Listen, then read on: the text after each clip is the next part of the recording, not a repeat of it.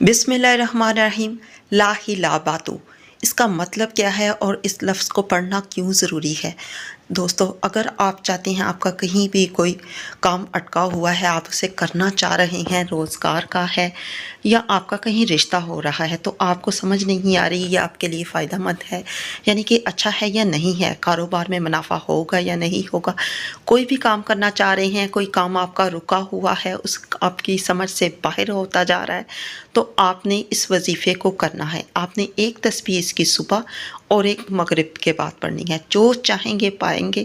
اور الحمدللہ اس وظیفے کے لیے آپ کو کبھی بھی کرنے کے بعد کسی کام میں دھوکہ نہیں ہوگا، نقصان نہیں ہوگا۔ اور اب میں آپ کو بتاتی ہوں اس کا مطلب۔ لا ہی لا باتو کا مطلب ہے دھوکہ نہ ہونا۔ رسول پاک صلی اللہ علیہ وآلہ وسلم کے پاس ان کے ایک صحابی آئے اور انہوں نے فرمایا، یا رسول اللہ، میں جو بھی کام کرتا ہوں اس میں میرے لیے نقصان ہوتا ہے، میں تجارت کے پیشے سے ہوں اور اس میں مجھے بہت نقصان ہوا ہے، لوگوں مجھے دھوکہ دے جاتے ہیں۔ تو رسول پاک نے اس سے فرمایا کہ تم لا ہی باتو پڑھو۔